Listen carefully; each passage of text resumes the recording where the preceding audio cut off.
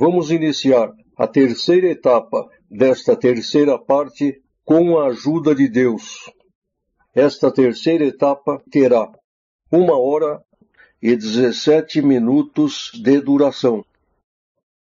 Então agora, irmãos, vamos começar a falar sobre o que acontece no terceiro estágio da graça de Deus, aonde se cumprirá na vida do crente aquelas guerras, os duelos, os quais foram tratados no céu entre o crente e o diabo.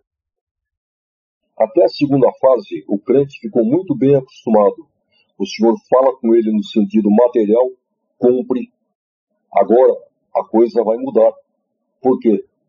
Porque a partir de agora, o Senhor irá começar a criar na vida do crente cenários de guerra. Como assim? Porque a partir de agora, o Senhor irá colocá-los em provas materiais, porém, irá começar a falar com eles somente no sentido espiritual. Como a prova é material e eles estão acostumados a pegar a palavra no sentido material, o Senhor irá começar a falar somente no sentido espiritual, porém, eles continuarão pegando a palavra no sentido material. E é aí que vão começar os conflitos, as guerras contra o inferno. É aí que vai ser testada a fidelidade do crente. E é nesta fase, então, que morre o trigo problemático irrecuperável e morre o joio. Por exemplo, dá o câncer em um da família e aí todos vão buscar a palavra. E aí o Senhor fala, vou libertar. Voltam a buscar a palavra e o Senhor fala, não é morte, é vida. Vai ser uma obra para a honra e glória de meu nome. Então, todos passam a crer que o Senhor irá curar. E aí o que acontece? O Senhor chega e recolhe. Conclusão, blasfêmia contra a palavra.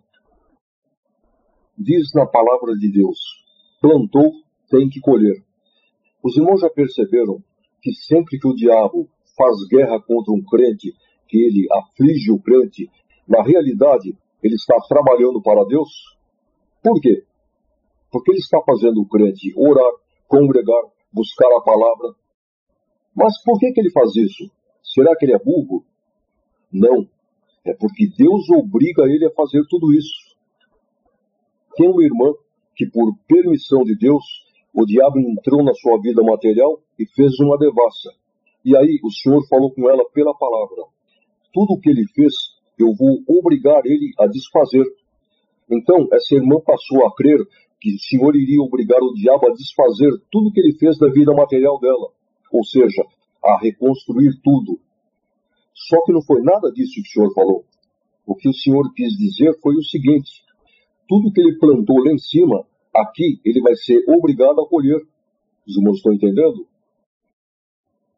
Tem uma irmã que é lojista e também o diabo entrou na sua vida material, voltou cheque, foi protestada.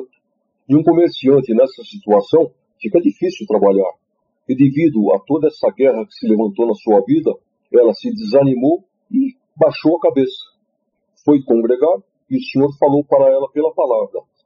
Eu vou fazer uma obra na tua vida e você irá levantar a tua cabeça e irá pisar na cabeça do diabo.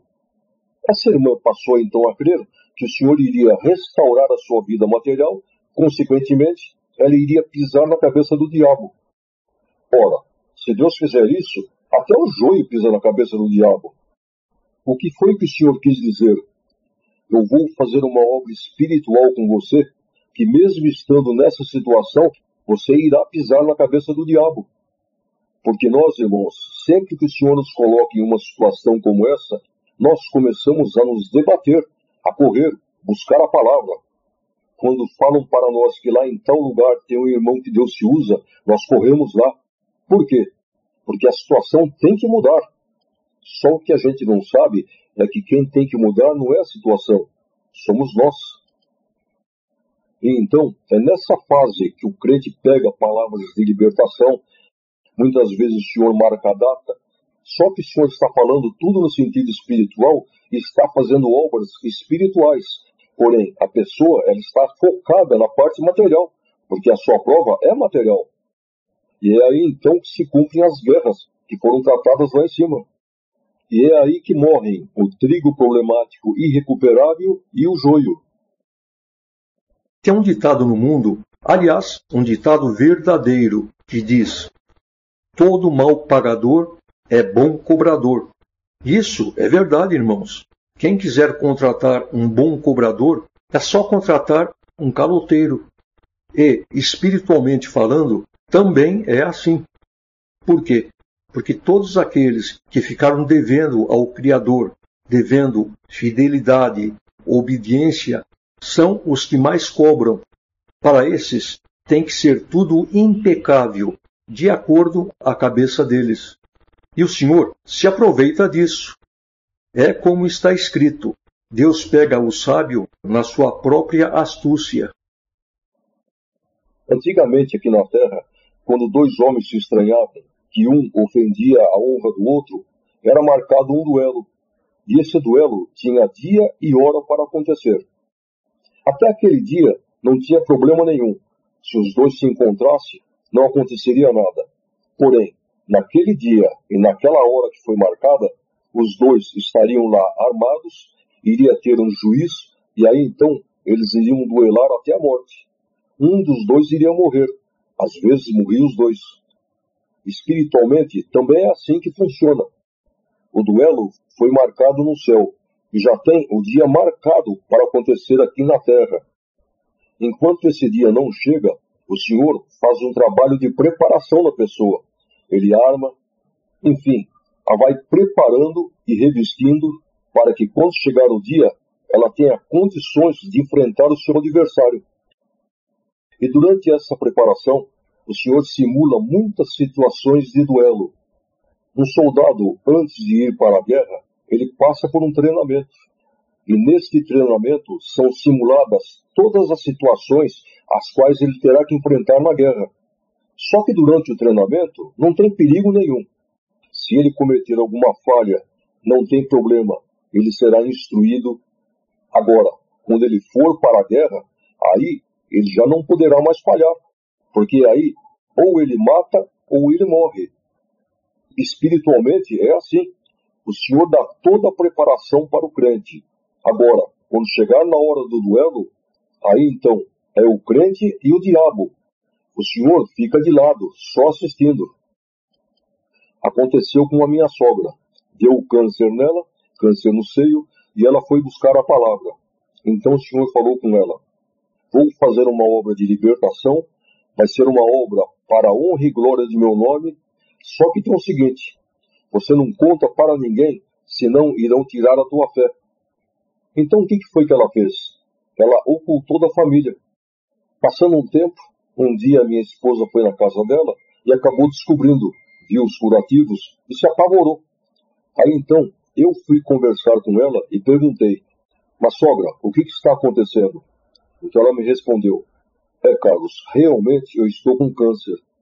Então eu perguntei: mas por que a sogra ocultou da família? E ela me respondeu: não, sabe o que é? O Senhor falou para mim que vai fazer uma obra de milagre, só que ele me recomendou para que eu não contasse para ninguém, senão iriam tirar a minha fé. Eu conversei com minha esposa e aí nós pensamos: bom, libertar pode ser curar, mas também pode ser levar. Vamos buscar a palavra.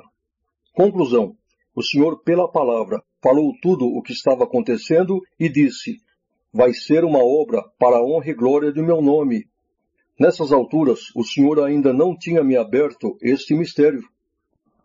E aí então nós passamos a crer que o Senhor iria fazer uma obra de libertação na carne. Muito bem. Aconteceu que as vizinhas dela, as criaturas, iam visitá-la e ela falava assim: não, eu sou crente da Congregação Cristã no Brasil e lá Deus fala com a gente. E o Senhor falou que Ele vai me curar. Passaram-se uns dias e aquele câncer pegou todo o corpo dela, pegou o pulmão. Nos últimos 15 dias, ela ficou sentada, sem poder levantar e nem deitar. Aí então é que começou o duelo que foi tratado lá em cima.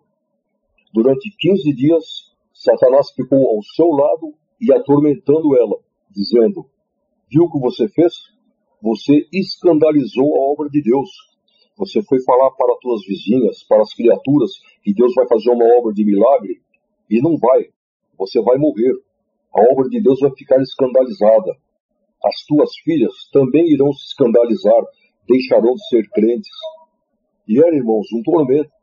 Ela pedia para nós orarmos, a gente orava e parecia que não acontecia nada. Nós íamos buscar a palavra e o Senhor dizia: é como uma luta de boxe. Existem duas torcidas. O inferno está dizendo: vai morrer.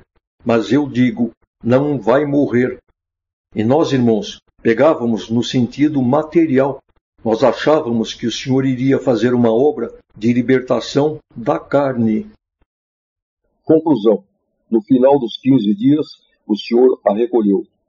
Naquela noite, na madrugada do velório, eu passei uma noite muito atribulada, porque até ali o Senhor ainda não tinha mostrado esse mistério. Eu pensava assim: mas como que um crente pode se enganar tanto com a palavra?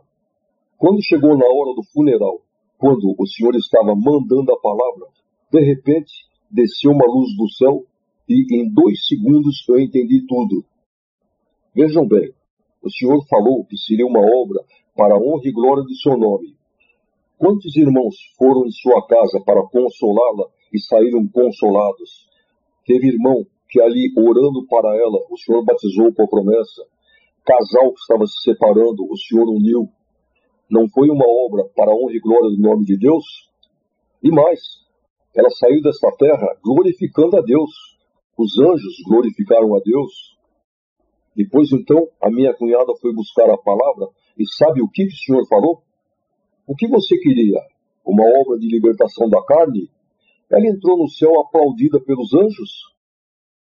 E mais, o Senhor falou assim: tudo que eu falo aqui em cima do púlpito, 90% é espiritual, 10% é material e ainda por causa da parte espiritual.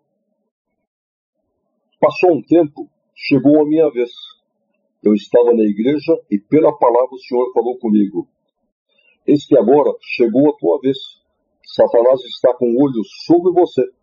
Vai ser uma guerra dura, prolongada, e tem mais. Pecar não é só adultério, como dizendo, cuidado com a língua. Resumindo, passaram-se poucos dias, o Senhor nos colocou em uma prova material violenta, chegando ao ponto de, por exemplo, acabar a gasolina do carro na rua e eu não ter dinheiro nem para colocar gasolina e nem para voltar de ônibus.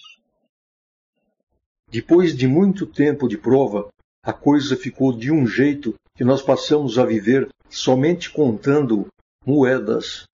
E aí aconteceu que o Senhor, por revelação, mostrou para um ancião, que era amigo nosso, que nós estávamos vivendo contando moedas. Aí ele ligou para minha esposa e disse: irmã, o Senhor me mostrou vocês contando moedas. Muito bem. Eu fui congregar em uma congregação e naquele dia, pela palavra, o Senhor falou: você está nessa situação, assim e assim? Enfim, o Senhor falou tudo o que eu estava passando e disse: você está contando moedas? Só que o Senhor te diz: hoje é virada de cativeiro. Hoje é a tua libertação. Nunca mais você contará moeda. Enfim, a palavra estava falando tudo o que eu estava passando. Só que como o Senhor estava montando um cenário de duelo, aconteceu que ele estava falando não era comigo, era com outro irmão que estava lá. Mas, como eu sentia a presença de Deus, eu criei que era comigo. Cheguei em casa todo contente e contei para minha esposa. O Senhor falou que hoje é virada de cativeiro. Nunca mais nós iremos contar moedas. Realmente, irmãos, eu parei de contar moeda, porque não tinha mais. A coisa ficou feia e um dia, quando eu acordei de manhã, Satanás estava ao meu lado e começou a falar: tá vendo? Você pegou a palavra que não iria mais contar moeda? Lógico, não tem mais moeda para contar. Você está vendo? A palavra cumpre. E começou aquela guerra. Na hora, o Senhor me trouxe em mente a minha sogra. Aí então pensei: eu estou passando pelo mesmo duelo que a minha sogra passou, mas ele não vai levar não. Levantei, Peguei meus filhos, que eram crianças, coloquei dentro do carro para levá-los para a escola. Quando eu cheguei na escola, que eles desceram, eu fechei todos os vidros do carro e aí, em voz, eu chamei Satanás para conversar. E disse para ele: Satanás, a palavra de Deus é soberana e ela nunca falha.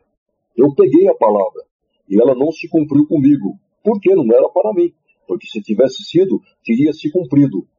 Agora, se você está pensando que eu vou blasfemar contra a palavra, você está perdendo o seu tempo. Você entrou na minha vida e me deixou nessa situação terrível. Mas não tem nada não. Eu vou morar numa favela, mas do meu Deus eu não largo. Isto foi de manhã. Naquele mesmo dia à noite, eu voltei a congregar na mesma igreja. E aí naquela noite, sim, o Senhor falou comigo pela palavra. E disse: eu te avisei que seria uma guerra dura, uma guerra prolongada, e hoje você derrotou Satanás. Satanás hoje se encurvou diante de você. E meu Pai está contente com você. E aí sim, aí o Senhor falou gostoso comigo. Os irmãos estão entendendo o que é um duelo? E nesses duelos é quando o joio e o trigo problemático irrecuperável blasfemam contra o Espírito Santo. Agora, aquele que é trigo, não. Ele pode não estar entendendo nada, mas ele fecha a boca. Aliás, eu vou passar para os irmãos agora uma frasezinha, e esta frase, ela salvou a minha alma, e poderá um dia salvar a de vocês. Esta frase é o seguinte: Deus está sempre certo. Nós podemos não estar entendendo nada do que está acontecendo, mas Deus está certo. Então, boca fechada.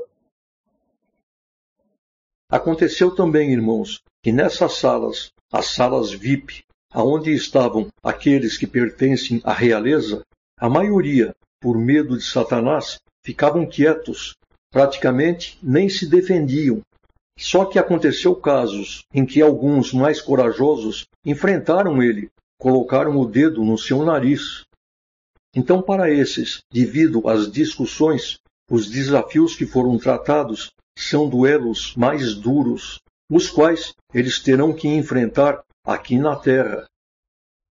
A minha sogra, bem antes dela passar por todo esse processo, aconteceu o seguinte: meu sogro pecou, se desviou, virou um mulherengo, e naquela época em que nós morávamos em Porto Alegre, minha sogra tinha muita vontade de viajar, visitar a filha. Só que ela pensava assim: eu não posso sair. Se eu sair, ele vai colocar outra mulher dentro de casa. E aí um dia ela foi congregar muito triste, e o Senhor falou com ela pela palavra: quando eu te libertar, você vai estar livre. A hora que você quiser, você poderá viajar para o sul, viajar para o norte. E o Senhor a libertou, a levou para o céu. Os irmãos estão entendendo? A palavra de Deus nunca falha.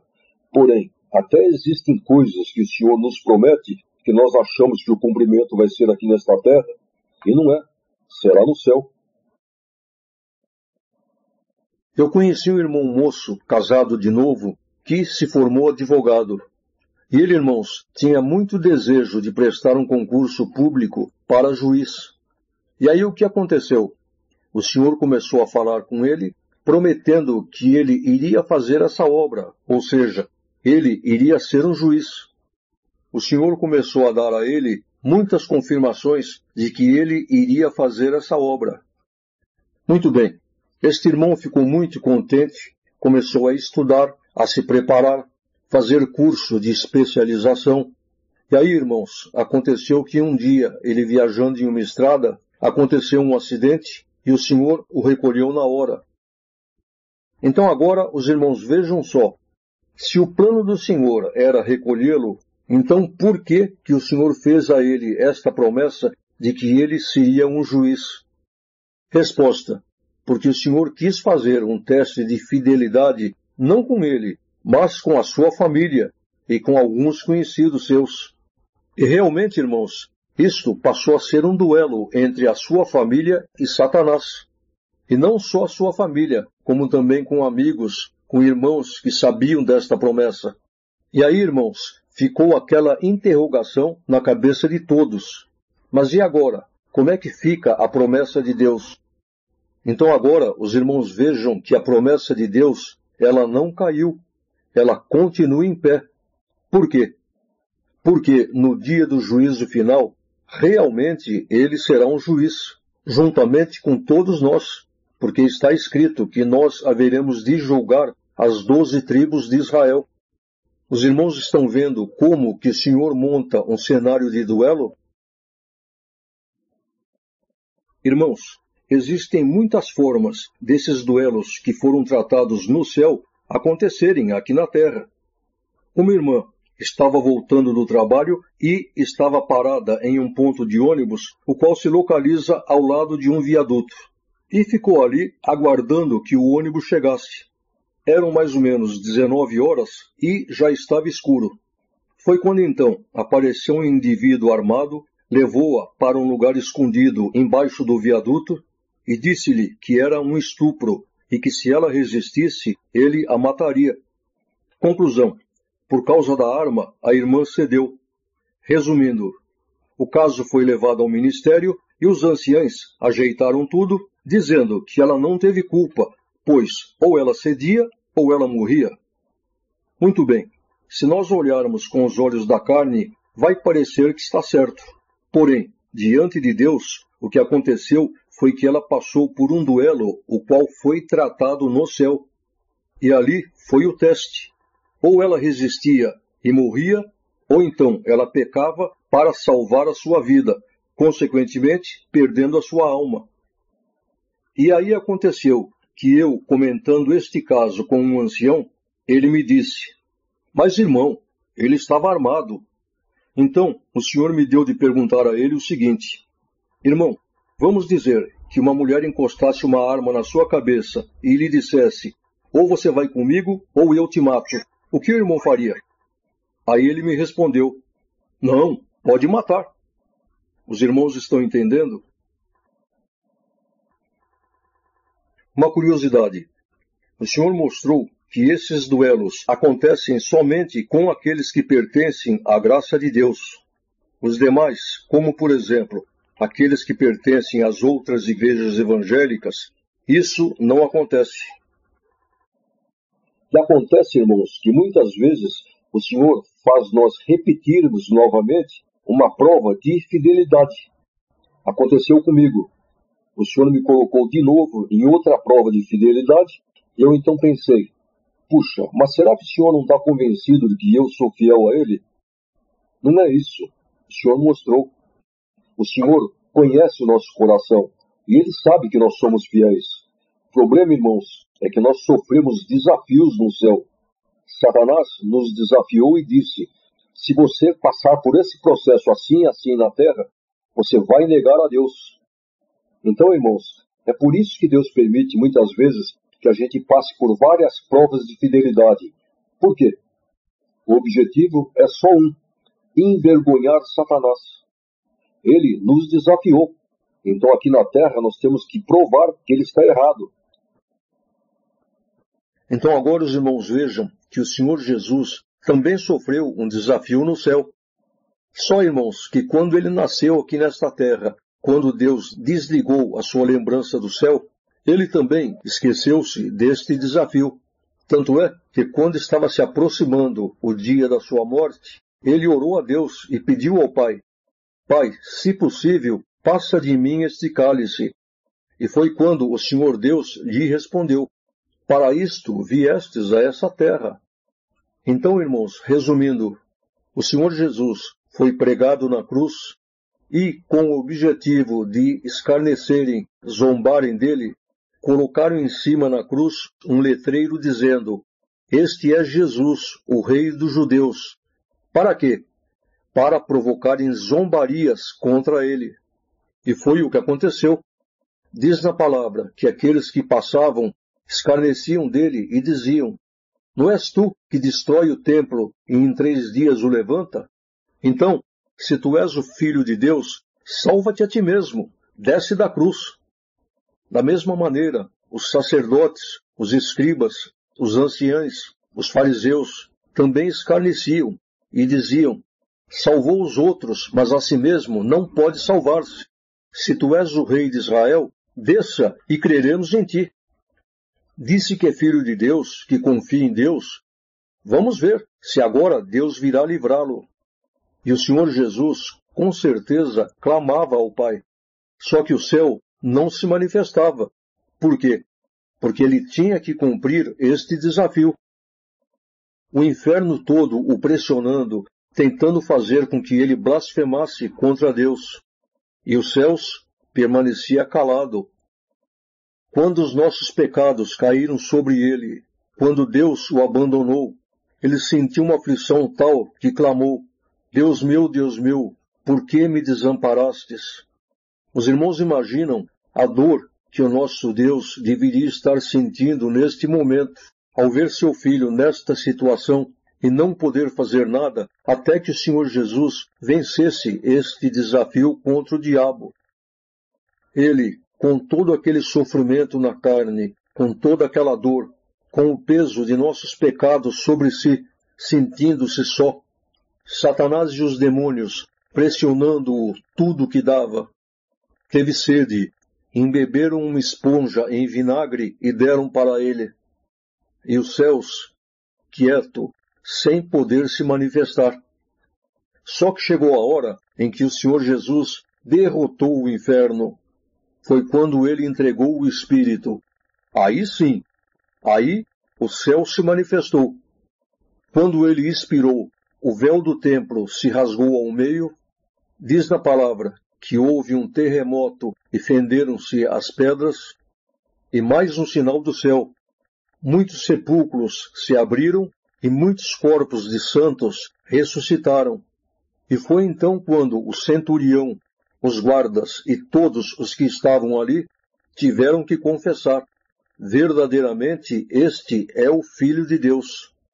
Os irmãos estão vendo? O Senhor Jesus, que é o Filho de Deus, teve que cumprir aqui na terra o desafio que ele tratou no céu. E assim também somos nós.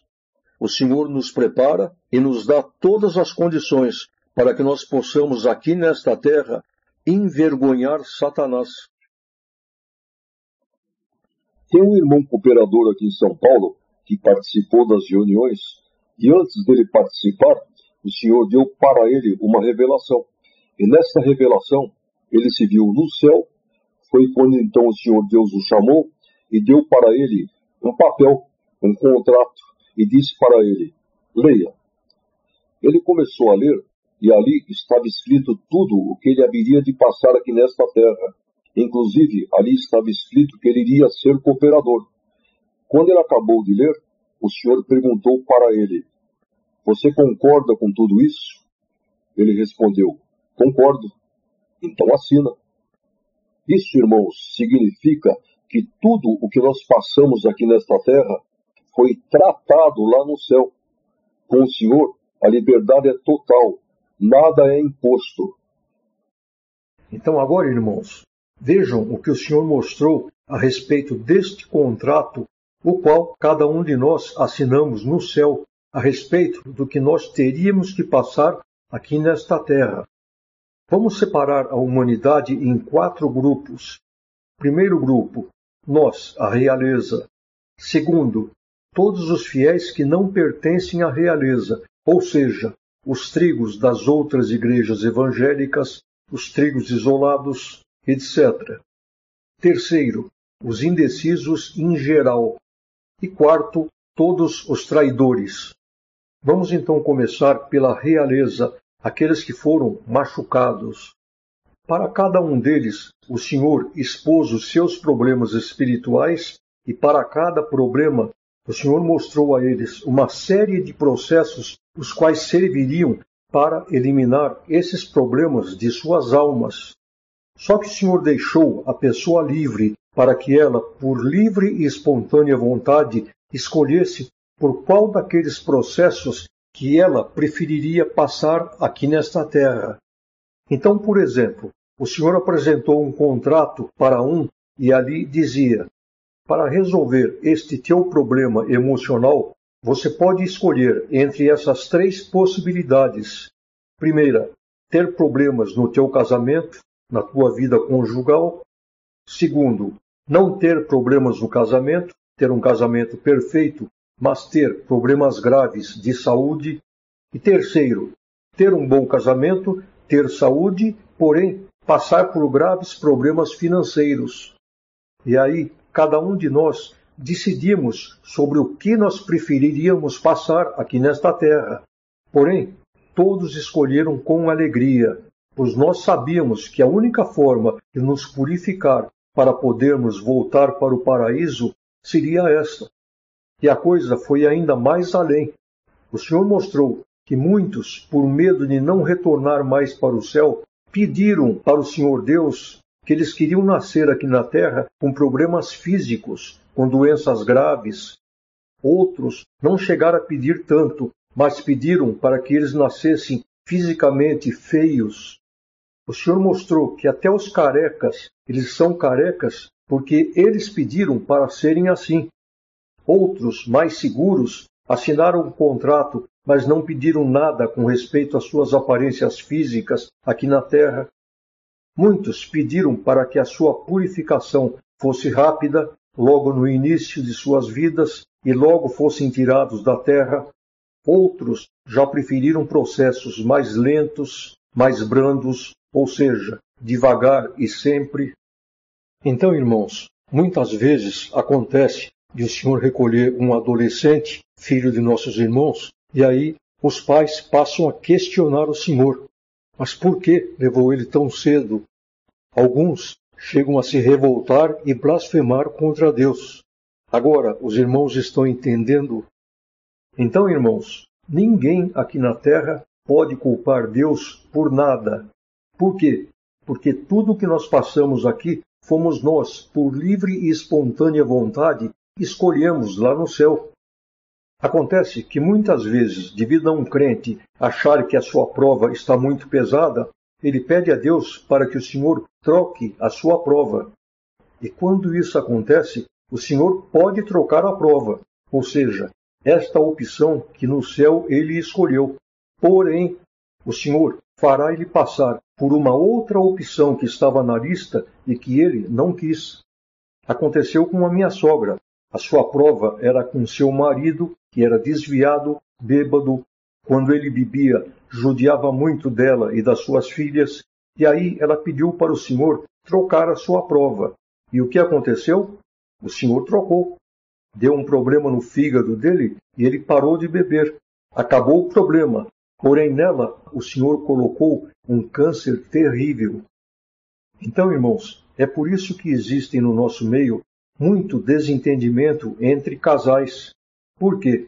Porque foi o processo que eles escolheram no céu. E este desafio eles têm que passar aqui na terra e ser fiel até o fim. Falando agora do segundo grupo, dos fiéis em geral, que não pertencem à realeza. Esses não precisaram assinar um contrato tão complexo como o que a realeza assinou.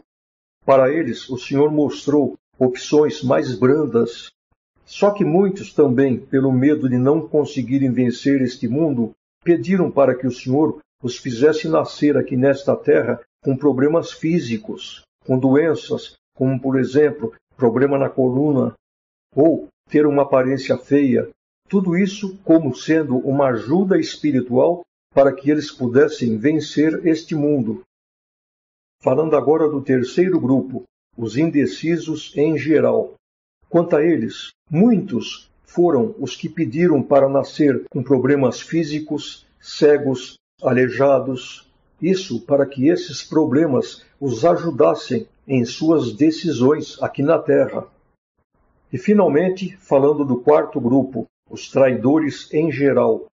Quanto a esses, o Senhor mostrou que eles não assinaram contrato nenhum. Porém, alguns, por causa do pavor do inferno, pediram ao Senhor Deus e disseram: então quer dizer que a minha chance de salvação será zero? Eu não terei a mínima chance? Então o Senhor Deus disse a eles: chances todos têm. Você será julgado pela lei do bem e do mal. Se você fizer o bem, você terá chance de se salvar. Foi então que muitos deles também pediram a Deus para nascer com problemas físicos ou de aparência. E o Senhor Deus concedeu a eles o pedido que eles fizeram, para que depois não tivessem desculpas. Só que não tem jeito. Aqui na terra, quando a lembrança do céu é desligada, eles fatalmente optam pelo mal. E mais, eles acabam se revoltando contra Deus por terem que passar por aquilo que eles mesmos pediram ao Senhor. Agora, irmãos, uma observação. O grupo dos traidores amaldiçoados, com esses o Senhor não teve conversa nenhuma. Todos vieram a esta terra amaldiçoados por Deus. Então, irmãos, ninguém no dia do juízo conseguirá dizer que Deus foi duro demais com ele, ou que foi injusto. Então agora, irmãos, mais um mistério que o Senhor mostrou.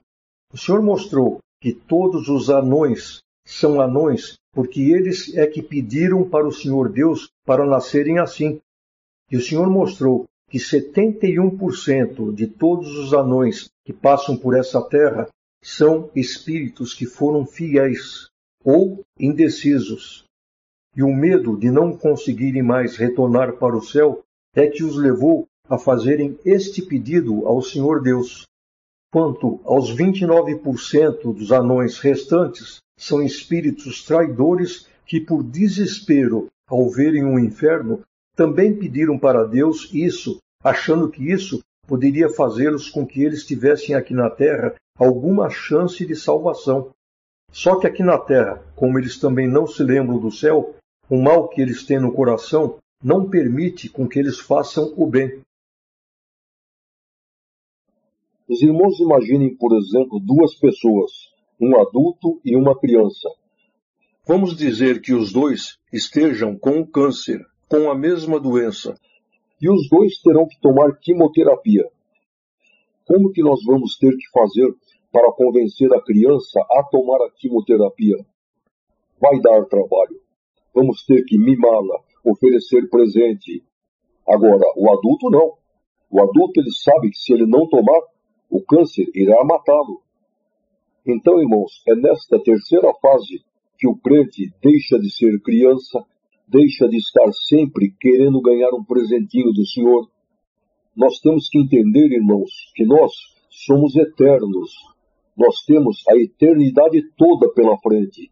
E esta vida é semelhante a uma pessoa quando é internada em um hospital que terá que passar por uma cirurgia, vai sentir um pouquinho de dor, porém, é para o seu bem.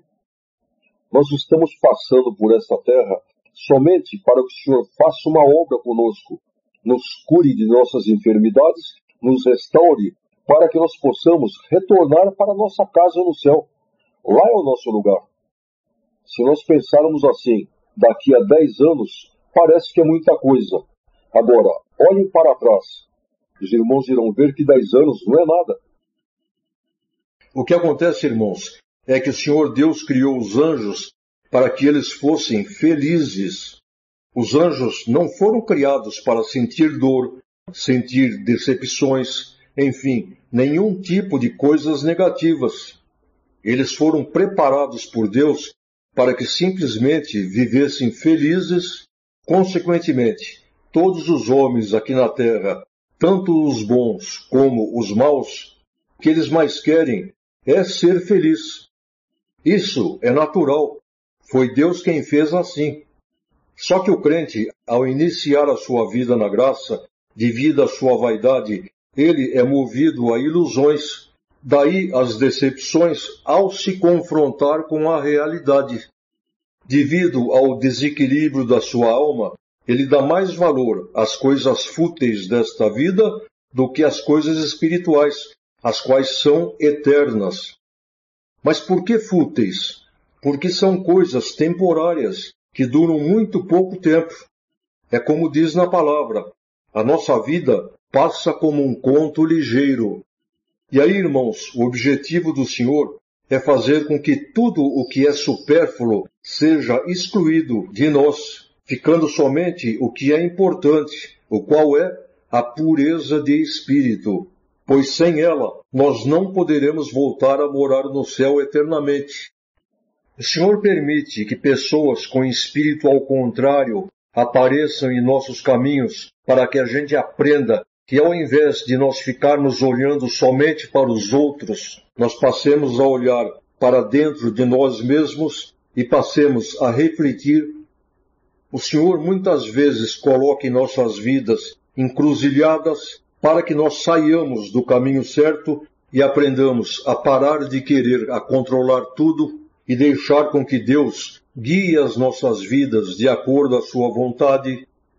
O Senhor quer que nós passamos a parar de nos lamentar por causa das contrariedades e passamos a aceitar a vida como ela é.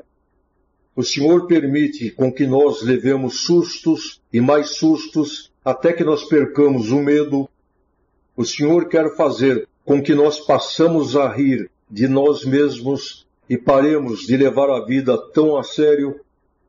O Senhor permite com que nós nos quebremos quantas vezes for necessário até que nós aceitemos ser guiados pela luz de Deus. O Senhor nos humilha, humilha, quantas vezes for necessário até que o nosso ego desapareça. O Senhor nos nega bens, grandezas, até que o crente por si só pare de querer. O Senhor quer com que nós sejamos ridicularizados até que nós sintamos que nós não somos nada, pois aí sim, o que é importante aparecerá dentro de nós, e nós nos tornaremos perfeitos. E sendo assim, depois de muitos tormentos, muitas machucaduras, nós passaremos a ser uma pessoa simples, ficaremos livres de todos os nossos caprichos e passaremos a ver Deus em tudo. Então, irmãos, é por isso que a vida nos quebra, nos machuca, nos desaponta. Tudo isso para que o que há de melhor em nós se manifeste, pois isso é a única coisa que interessa para que nós possamos viver eternamente no céu. Agora, irmãos, uma coisa importante. É muito comum um crente dizer: eu sou servo de Deus. Se nós olharmos uma congregação cheia, todos esses que estão ali sentados, tanto trigo como joio, são chamados de servos de Deus. Então agora eu pergunto, qual é a prova de que todos esses que estão sentados ali são realmente servos de Deus? Agora, depois que um crente passar e vencer um duelo, o qual foi marcado no céu, depois que aqui nesta terra ele provar a sua lealdade para com o Criador, aí sim, aí ele provou que realmente ele é um servo de Deus. Inclusive, os irmãos que já passaram por esses duelos podem comprovar o que eu irei dizer agora. Depois que um crente passa por um duelo, o qual foi tratado no céu, e o vence, depois que ele prova que realmente ele é fiel a Deus, e que ele ama a Deus sobre todas as coisas, aí, irmãos, o relacionamento o qual o Senhor Deus tinha com ele, agora ele irá mudar. O Senhor, a partir daí, passará a o tratar de maneira diferente, com mais consideração. O Senhor, a partir de agora, o passará a tratar como um verdadeiro amigo. E agora, irmãos, um mistério o qual o Senhor mostrou a respeito desses que ressuscitaram quando o Senhor Jesus expirou. O Senhor mostrou que quando os sepulcros foram abertos exatamente 24 túmulos, ou seja, 24 corpos de homens que foram santos no passado ressuscitaram. E o Senhor mostrou que esses 24 homens, quando eles morreram, Deus levou seus espíritos para o céu e eles retornaram então com uma missão. Quando o Senhor Jesus entregou o Espírito, eles ressuscitaram e diz na palavra que depois que o Senhor Jesus ressuscitou, aí eles entraram na cidade. E o Senhor mostrou que eles ficaram aqui nesta terra por mais 7 dias. E durante esses 7 dias, eles cumpriram a missão que eles receberam no céu, sendo que depois todos desapareceram sem deixar vestígios. O Senhor os arrebatou. E qual foi a missão deles aqui na terra? O Senhor mostrou que eles receberam de Deus a incumbência de conversarem com várias pessoas consideradas justas a respeito da missão do Senhor Jesus aqui nesta terra, as quais creram devido a este sinal, devido a eles terem conversado com pessoas as quais no passado eles conheceram e que já haviam morrido. Agora, muitos irmãos, os quais já passaram por esses processos, acabam formando uma opinião errada e dizem: não, este negócio de se pregar datas não funciona, quase como dizendo, é errado se pregar falando datas. Vejamos bem, irmãos, não existe nada errado quando o Espírito Santo toma um servo e pregue falando datas. Aquela data a qual o Senhor está falando, ela se cumpre. O problema é que muitas vezes ela não se cumpre naquele sentido o qual nós estávamos esperando. Isso porque, às vezes, o Senhor quer nos provar. Porém, ela se cumpre em outro sentido. Existem duas formas de o Senhor falar conosco ou de nos responder uma pergunta. Primeira, é de uma maneira taxativa, isto é, de uma maneira que dará margem para somente um tipo de interpretação. Por exemplo, vou chamar o teu filho na graça. Neste caso, a única interpretação que nós temos é a seguinte, que o Senhor irá chamar nosso filho na graça. Segunda, quando o Senhor fala de uma maneira a qual sempre dará margem para dois ou mais tipos de interpretações. Mas por que o Senhor faz isso? Por dois motivos. Primeiro, quando Ele quer nos provar e fazer conosco um teste de fidelidade. E segundo, quando Ele está fazendo uma obra em nossa vida ou na sua obra, e aí, por estratégia, o Senhor não pode nos revelar a verdade. Por quê? Porque isto daria margem para que o diabo, ao saber, ele passasse a trabalhar contra, atrapalhando a obra de Deus. Então é por isso que o Senhor geralmente oculta a verdade até que a obra esteja completa. Deus oculta de Satanás para evitar com que ele consiga atrapalhar usando-se das suas ferramentas. O problema, irmãos, é que nós, os seres humanos, somos muito curiosos e muito infantis. E por causa disso, geralmente, nós fazemos ao Senhor perguntas inconvenientes, as quais, se o Senhor nos responder, Ele estará comprometendo a obra que Ele está realizando. Então o Senhor, para matar a nossa curiosidade, o que Ele faz? Ele nos responde de uma maneira que, com certeza, nós iremos interpretar erradamente, consequentemente, deixando Satanás desorientado. Deu para os irmãos entenderem? Um dia eu estava congregando na água rasa e quando chegou na hora da oração, um irmão que estava perto de mim começou a orar. Então, irmãos, olhem só o que ele teve coragem de falar para o Senhor. Senhor, o que está acontecendo na tua obra que a tua palavra fala e a gente não vê o cumprimento de nada? Olha só. Voltando então a falar dos 4 que estão na graça de Deus, chegamos então ao final do terceiro estágio e só restou vivo, só sobreviveu o trigo e alguns trigos problemáticos recuperáveis, porque alguns também não sobreviveram nessa fase. E o que aconteceu com esse trigo problemático recuperável que conseguiu sobreviver? Os irmãos vejam bem, o problema espiritual deles é grave, é sério. Então, durante esses 3 estágios, não foi possível o Senhor fazer uma obra de restauração em suas almas como aquela que Ele fez naqueles que são trigo. E sendo assim, chegamos no final do terceiro estágio. Agora virá o 4º estágio. E o 4º estágio, o que é? Os irmãos imaginem um carro quando bate, vai para a oficina, aí são trocadas todas as peças, ele é pintado, só falta polir. Então esse 4º estágio, das duas uma, ou o Senhor dá um polimento e leva embora, ou então a pessoa está preparada para trabalhar na obra de Deus, porém num patamar superior. É isto que vai acontecer com aquele que é trigo. Das duas, uma. Ou o Senhor vai dar um polimento e vai levar embora, ou então ele vai estar preparado para ficar mais um tempo nesta terra, trabalhando na obra de Deus.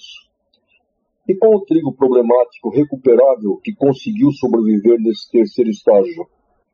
Deus não fez em sua alma aquela obra de restauração que deveria ter sido feita. Porém, ele se esforçou. Ele veio cambaleando, mas veio. E sendo assim, o Senhor irá fazer com que ele passe para o quarto estágio. Só que o quarto estágio para ele será uma bela de uma coma. E aí então, em coma, o que não foi possível fazer enquanto ele estava em vida, o Senhor fará. O Senhor completará a sua obra nele e o levará para o céu. Então agora, irmãos, para completar este assunto sobre os testes os quais nós temos que passar, vejam uma coisa interessante. Vamos dizer que o irmão Paulo tem um carro da marca Fiat e ele diga assim: bem, em julho eu irei vender o meu Fiat. Isto é uma intenção que o irmão Paulo tem. Porém, ele poderá chegar em julho e mudar de ideia e diga: não vou vender mais, eu vou deixar para o ano que vem. Por quê?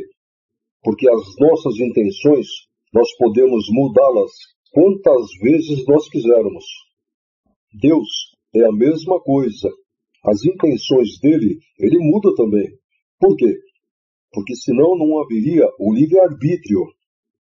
Então, por exemplo, vamos dizer que é plano de Deus que o João se case com a Maria, depois então ele irá mandá-los em missão para Salvador e lá o João será ancião. Este é o plano de Deus. Então vamos dizer que o João fale assim: não, mas eu não quero a Maria, eu quero me casar com a Terezinha. O Senhor irá falar para ele: o meu plano é com a Maria. Ah não, mas eu quero a Terezinha. O Senhor irá insistir com ele. De tudo, se ele não quiser, Deus não vai obrigar ele a casar com Maria. Nós temos o livre-arbítrio. Para Maria, Deus irá preparar outro e ele irá casar com a Terezinha. Só que ele saiu fora do plano de Deus. Então ele vai casar com a Terezinha, não vai mais para Salvador e nem será ancião. Os irmãos estão entendendo? Deus já tem tudo programado na nossa vida. Porém, nós temos o livre-arbítrio. Então Deus fala assim: para este meu servo eu quero que ele vá por aqui. Se de tudo ele não quiser ir por aqui e quiser ir por ali, então eu já irei agir assim e assim. Só que nós, irmãos, o trigo que está na graça de Deus, o que acontece é como um ditado que tem no mundo, que diz assim: meu filho pode casar com quem ele quiser, desde que seja com a Maria. Por quê? Porque nós obedecemos a Deus. Voltando ao exemplo do irmão Paulo, vamos dizer que o irmão Paulo fale assim: em julho eu vou vender meu Fiat. Aí eu pergunto para ele: quanto que o irmão vai querer? E ele me diga: 30 mil reais. Então eu pergunto: o irmão vende para mim? E ele fale: tudo bem, em julho o carro é seu. Aí já é diferente. Ele empenhou a sua palavra. Se ele for um homem de palavra, em julho ele irá me vender o Fiat. Muito bem. Agora, os irmãos imaginem se quando chegasse em julho, eu dissesse para ele: irmão Paulo, o irmão falou que ia vender o carro para mim por 30 mil, só que eu só tenho 25. O irmão me vende por 25? Epa, aí já mudou. Por quê? Porque houve uma quebra no trato. E neste caso, o irmão Paulo não será mais obrigado a manter a sua palavra. Está certo? Deus é a mesma coisa. Então vamos dizer que um irmão esteja em uma prova material e aí o Senhor fale para ele: até 31 de dezembro eu te liberto e faço uma obra na tua vida. Muito bem. Quando chega em novembro, este irmão pega e entra numa boate para assistir um show. Quando chegar em dezembro, o Senhor irá cumprir o que ele prometeu? Com certeza que não. Por quê? Porque houve uma quebra no contrato. Mas como assim? Nós costumamos confundir pactos com promessas.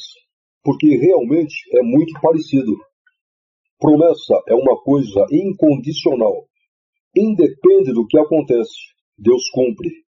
Então, por exemplo, o Senhor fala assim: eu vou chamar o teu filho na graça. Se o irmão for fiel ou não for, é independente. Deus vai chamar o seu filho na graça.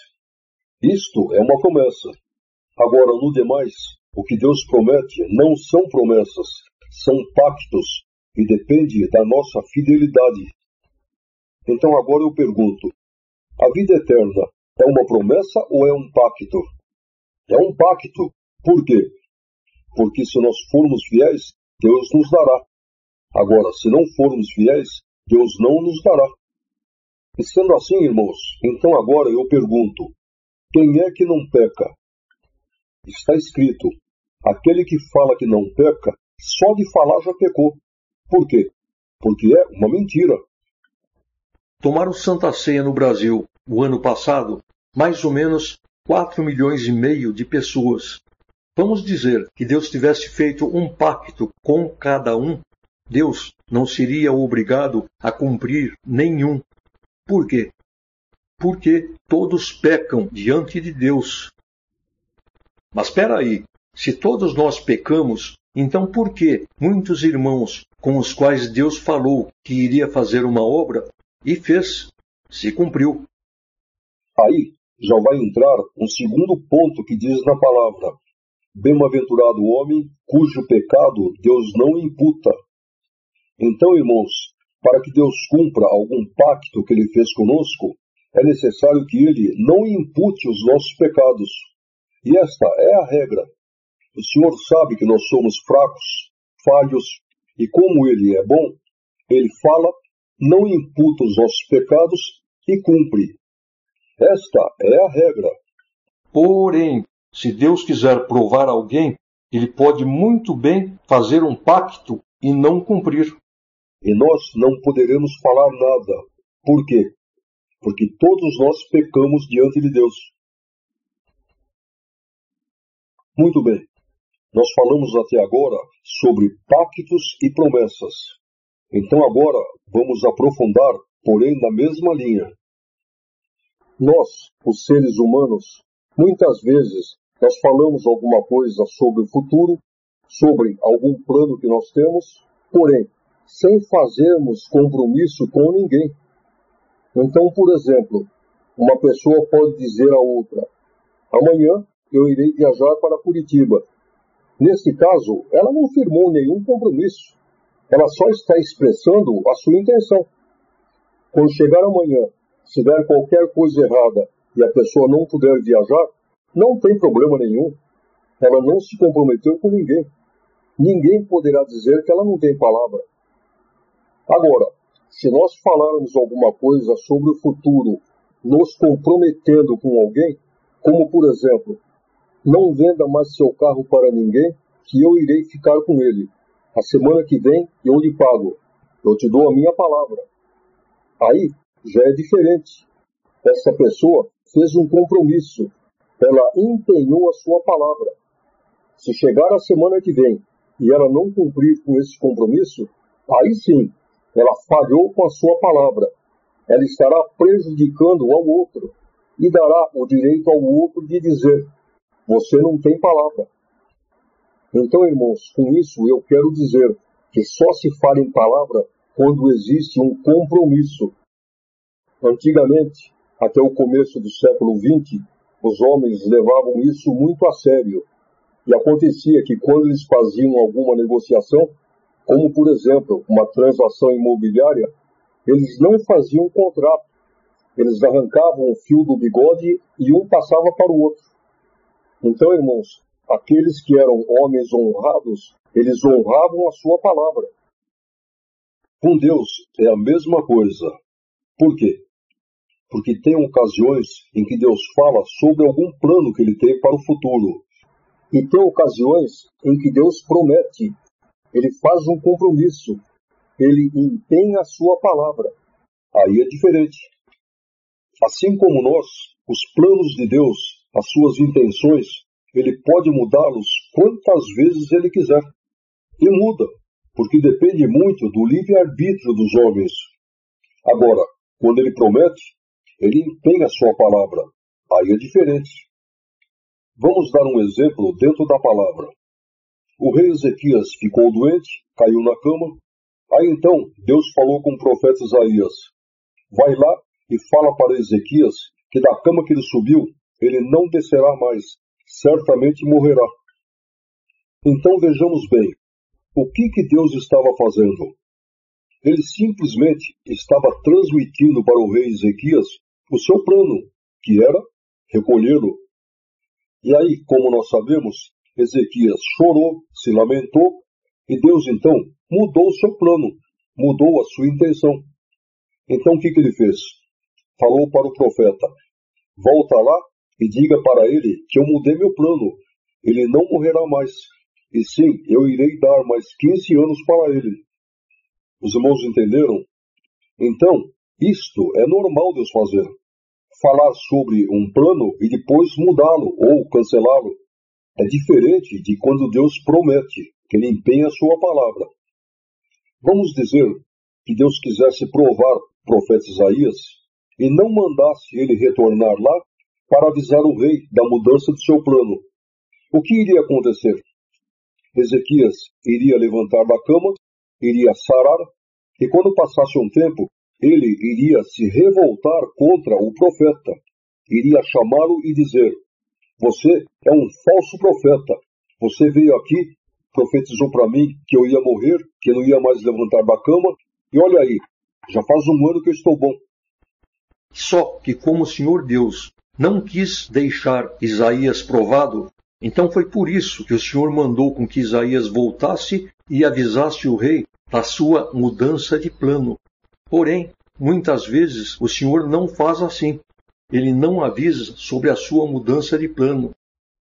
Muitas vezes Deus quer provar que tem o dom da profecia e faz desta maneira. E nós, irmãos, temos que ter muito cuidado nesse sentido. Por quê?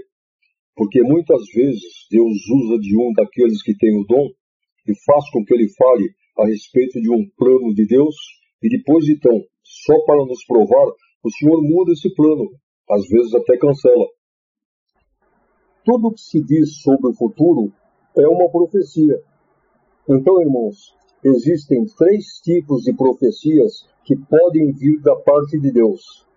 Primeira, quando Deus fala a respeito de algum plano que ele tem para o futuro, porém, ele não faz nenhum compromisso com ninguém, ele não empenha a sua palavra, então, nesses casos, Deus poderá cumprir ou não.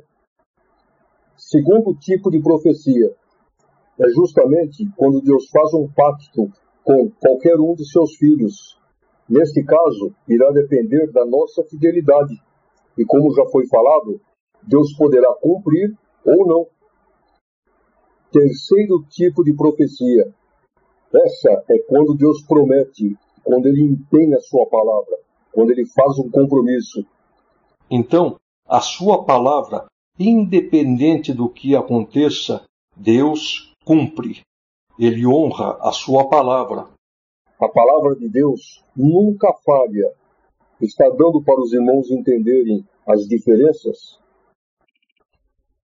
Então, irmãos, aqueles que afirmam que Deus não cumpre o que ele promete, estão simplesmente pecando contra o Espírito Santo. Agora, quando Deus fala alguma coisa sobre o futuro, porém, que ele não faz compromisso com ninguém, que ele não empenha a sua palavra, nesse caso, ele poderá fazer se ele quiser. Se ele não fizer, ninguém poderá dizer que ele não cumpriu o que ele prometeu, porque simplesmente, neste caso, ele não prometeu nada, ele não empenhou a sua palavra. Então, irmãos, muito cuidado ao julgarmos aqueles que Deus se usa. Por quê? Porque se Deus se usar de alguém e falar para nós a respeito de um plano que ele tem para o futuro, se esse plano não se cumprir e nós abrirmos a boca e falarmos contra aquilo que foi dito, dizendo que não é de Deus, nós estamos pecando contra o Espírito Santo. E isso, irmãos, acontece muito, não somente com profecias, e sim com a palavra em cima do púlpito. Então agora, para que isto fique mais claro, olhem só que interessante. Deus falou com o profeta Jonas e disse para ele: vá até a cidade de Nínive e profetiza contra ela que dentro de 40 dias eu irei destruí-la. Então agora os irmãos observem bem. Se por acaso Deus tivesse falado com Jonas assim: vá até a cidade de Nínive e profetiza que, se ela não se arrepender do seu mal, se ela não voltar atrás, dentro de 40 dias eu irei destruí-la.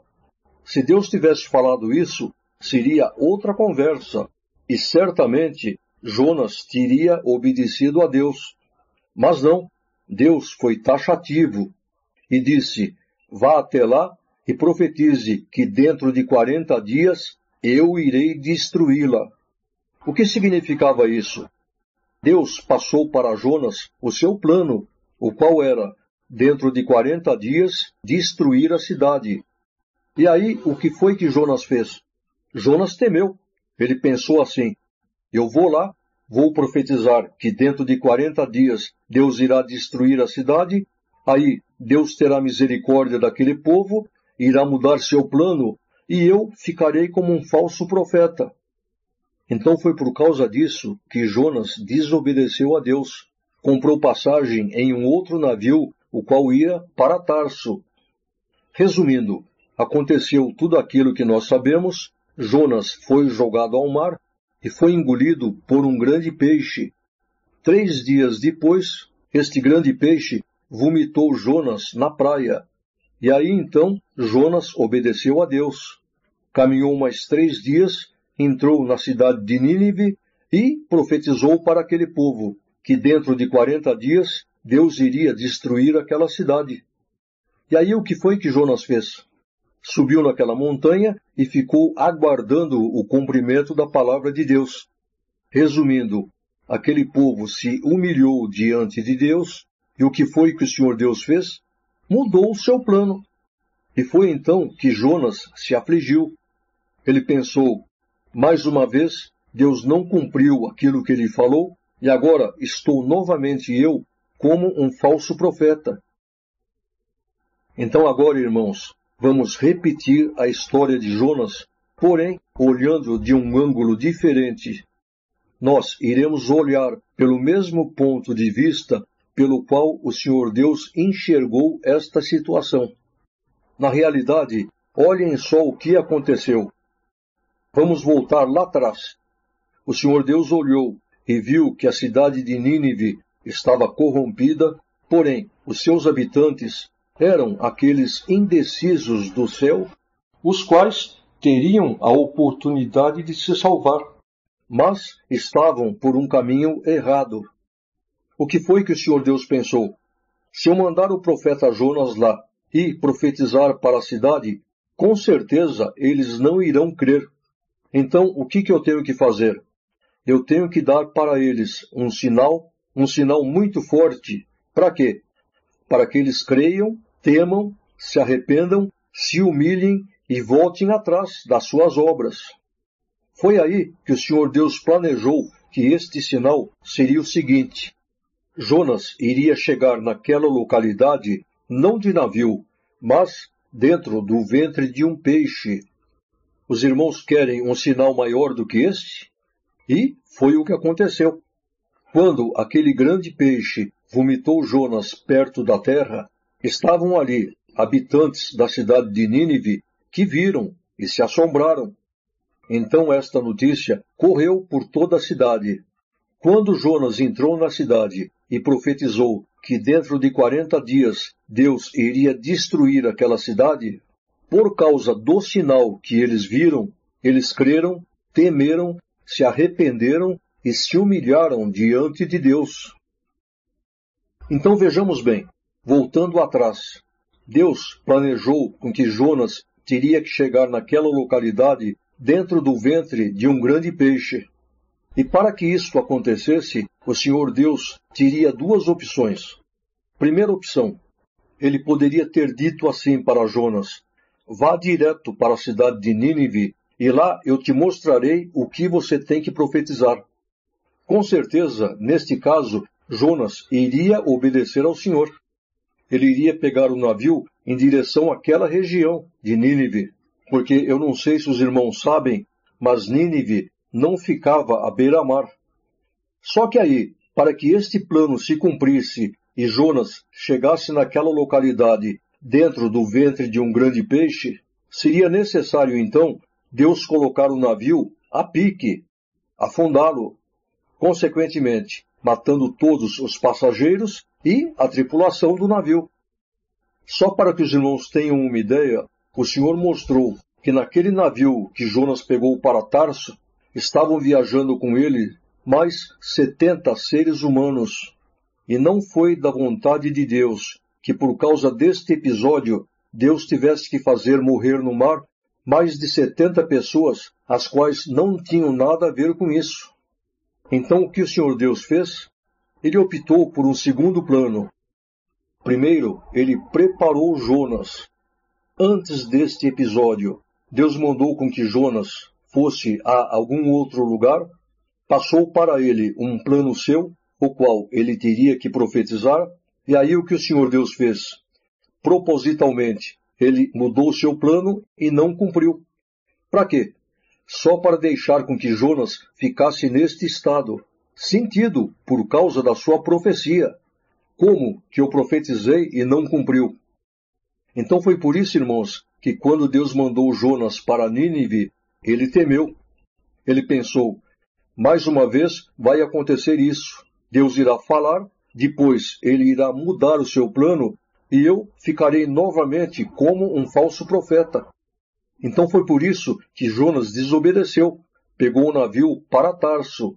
Aliás, foi o Senhor Deus quem colocou em seu coração de que pegasse este navio. E aí sim, Jonas se tornou um desobediente e deu então condições para o Senhor fazer esta obra sem precisar matar no mar 70 pessoas que não tinham nada a ver com isso. E aí, pelo fato daqueles homens terem visto Jonas sair vivo do ventre de um grande peixe, este então foi o sinal que Deus deu para aquele povo, para que todos eles crescem, temessem e voltassem atrás do seu mal. Só que Jonas ficou muito ressentido. Por quê? Porque ele pensou, agora eu irei passar para a história como um falso profeta. E realmente, irmãos, somente depois de 473 anos após este episódio, revelação de Deus, foi que o Senhor Jesus justificou Jonas. Pediram a ele um sinal e ele disse, não será dado a vós nenhum sinal, a não ser o sinal do profeta Jonas, que ficou 3 dias dentro do ventre de um peixe. Aí, Jonas ficou justificado. Com isso, irmãos, não nos esqueçamos. Deus está sempre certo. Agora, irmãos, um detalhe. Todos os irmãos, os quais Deus se usa através do dom da profecia, eles precisam ter muito cuidado, muita atenção, ao expressarem as suas próprias opiniões. Por quê? Vamos criar um exemplo. Os irmãos imaginem um irmão que esteja provado e que esteja conversando com um irmão que possua o dom da profecia. E vamos dizer que esse irmão que possui o dom, ele expresse uma opinião sua, como por exemplo, não irmão, fica firme, até o final do ano, se Deus quiser, Deus vai te libertar. O que aconteceu? Esse irmão que tem o dom, ele expressou uma opinião sua, ou seja, ele expressou uma coisa a qual não foi Deus que o mandou falar. Ele expressou um desejo de ver o seu irmão bem. Só que o que irá acontecer com o irmão que está provado será o seguinte. Ele irá pensar, não, o Senhor revelou para este irmão que até o fim do ano ele irá me libertar. Os irmãos estão entendendo?